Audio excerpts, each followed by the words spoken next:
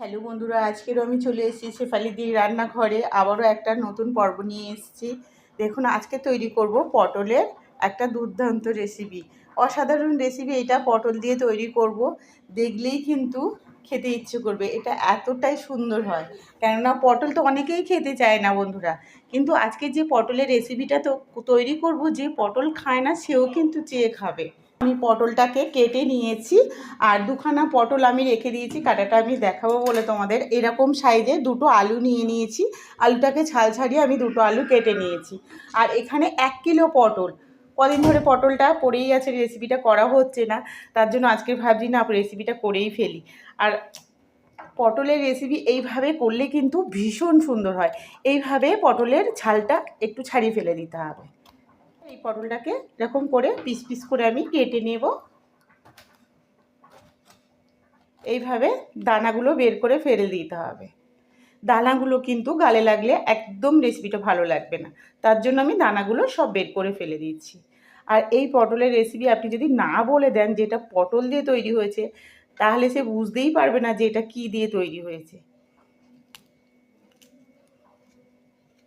এই দেখুন বন্ধুরা, আমি কিন্তু সব পটলগুলো কেটে নিলাম।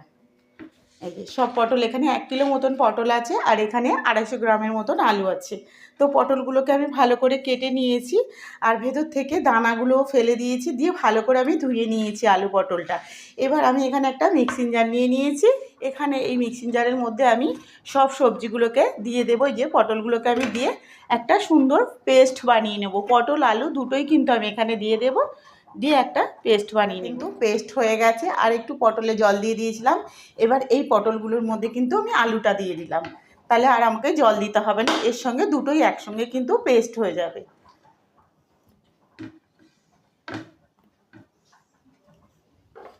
এটাকেও আমি সুন্দর করে পেস্ট করে নেব। একদম মসৃণ হয়ে গেছে। এবার আমি কড়াতে দিয়ে এটাকে একটু শক্ত করে পুরের মতন তৈরি করে নেব। তো বন্ধুরা দেখুন, আমার পটলটা কিন্তু রান্না হচ্ছে। এবার আমি এখানে দিয়ে দিলাম 2 থেকে 3 চামচের মতন কর্নফ্লাওয়ার দিয়ে দিলাম, 3 চামচ। দিয়ে এটাকে আবারও ভালো করে মিশিয়ে আমি একটা ডোর আকারে তৈরি করে নেব।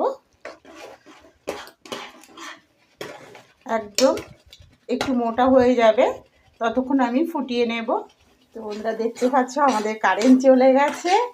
আর আমি এই যে পটলের এটাকে জলটা একদম শুকিয়ে নিয়েছি। এই দেখুন, একদম একটা ডোর মতো তৈরি করে নিচ্ছি। এবার ঠান্ডা করে নেব। 4-5টা সুন্দর করে দিয়ে দেবো। এটা কিন্তু জমে যাবে, একদম টাইট হয়ে যাবে।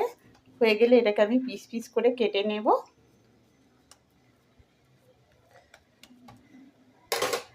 এবার তেল হাত দিয়ে একটু আমি চাপটা করে দিলাম, দিয়ে হাত দিয়ে সেট করে নিচ্ছি।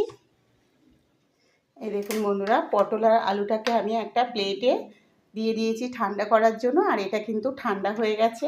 এবার আমি এটাকে পিস পিস করে কেটে নেব। একটা ছুরি নিয়ে নিয়েছি। আমাদের তো কারেন্ট চলে গেছে, ভালো দেখা যাচ্ছে না, তাও আমি দেখাচ্ছি বন্ধুরা। দেখুন, এই যে পিস পিস করে কেটে নিয়েছি। এবার এখানে আমি চৌকো শেপ দিয়ে কেটে নেব। আমি পটল আর আলুটাকে যে রান্না করে নিয়েছিলাম, রান্না করে নিয়ে একটা প্লেটে একটু তেল দিয়ে প্লেটের উপর ঢেলে দিয়েছিলাম, দিয়ে একটু হাত দিয়ে এরকম করে চেপে চেপে দিয়েছিলাম। তারপরে এই যে পিস পিস করে কেটে নিচ্ছি। দেখুন বন্ধুরা, পিসগুলো কতটা সুন্দরভাবে হয়েছে। এই দেখুন, প্রত্যেকটা পিস কিন্তু এক একটা গোটা গোটাই উঠবে। এই দেখুন,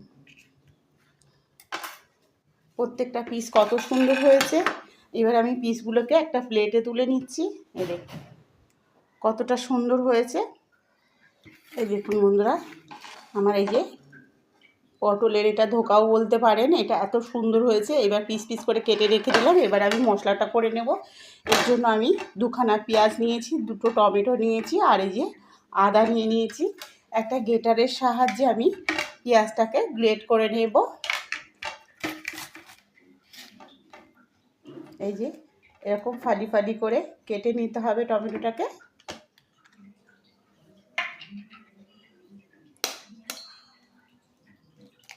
এই যে 2টো ডিম ভালো করে ফেটিয়ে নিতে হবে। এবার রান্নাঘরে চলে যাব বন্ধুরা। বন্ধুরা দেখুন আমার কড়াটা গরম হয়ে গেছে, আর এখানে আমি দিয়ে দেব তেল। তেলটাকে ভালো করে গরম করে নেব। একটু হলুদ গুঁড়ো, লঙ্কা গুঁড়ো, হলুদ গুঁড়ো আর একটু লবণ দিয়ে দিয়েছি। দিয়ে ডিমটাকে আবারও ভালো করে ফেটিয়ে নিই। এই দেখুন বন্ধুরা, আবারও আমি একটু ফেটিয়ে নিচ্ছি।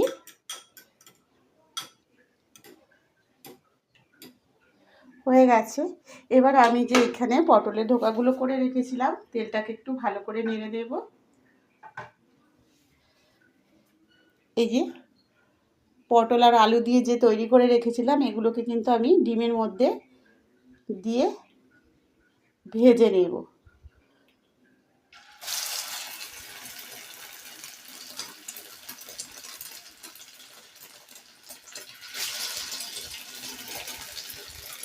আঁচটাকে কিন্তু একদম লো ফ্লেমে রাখতে হবে।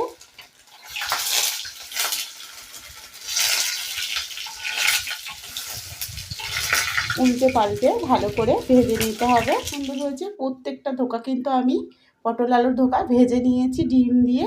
আর কতটা সুন্দর হয়েছে, এটা কিন্তু ভাজাও খাওয়া যেতে পারে। এটা আমি রান্না করব, আর এটা পুরো মাংসর মতো লাগবে বন্ধুরা। একদিন বানিয়ে খেয়ে দেখবেন, ভীষণ সুন্দর হয়। এই দেখুন বন্ধুরা, আমার মশলাটা কিন্তু কষানো হয়ে এসছে। মশলা থেকে কিন্তু তেল ছাড়তে শুরু করেছে। এই যে এখানে এবার এক বাটি জল দিয়ে মশলাটাকে ফুটিয়ে নেব।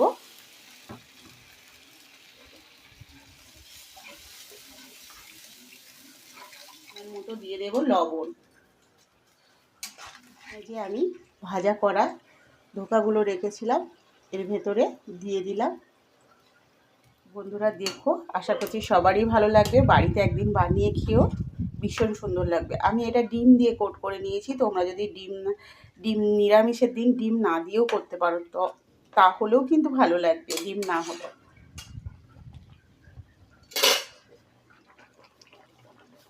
তো আমি 10 থেকে 15 মিনিটের মতন আরও ফুটিয়ে নেব। এই দেখুন বন্ধুরা, আমার 10 থেকে 15 মিনিটের মতন ফুটিয়ে নিয়েছি। এবার আমি একটা গরম মশলার প্যাকেট এখানে দিয়ে দিলাম।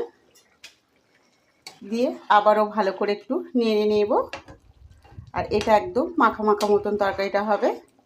এই দেখতে পাচ্ছ বন্ধুরা কতটা সুন্দর হয়েছে। বুঝতেই পারবে না যে এটা আমি পটল দিয়ে তৈরি করেছি। দেখুন,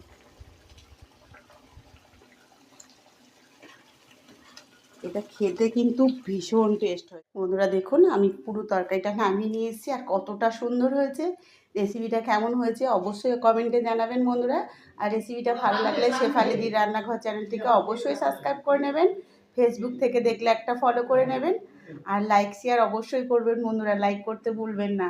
আর বন্ধুদের মধ্যে রেসিপিটা শেয়ার করবেন। আর দেখুন প্রত্যেকটা পিস কতটা সুন্দর হয়েছে। এই দেখুন, দেখেই বুঝতে পারছো বন্ধুরা, দেখে কেউ বলবেই না যে এটা পটল দিয়ে তৈরি হয়েছে। এটা অসাধারণ খেতে হয়েছে কিন্তু বন্ধুরা। এই দেখুন, আমি একটা ছোট প্লেটে পিসগুলো নিয়ে দেখাচ্ছি তোমাদের। এই দেখুন কতটা সুন্দর হয়েছে বন্ধুরা, দেখতেই পাচ্ছ প্রত্যেকটা পিস কতটা সুন্দর হয়েছে।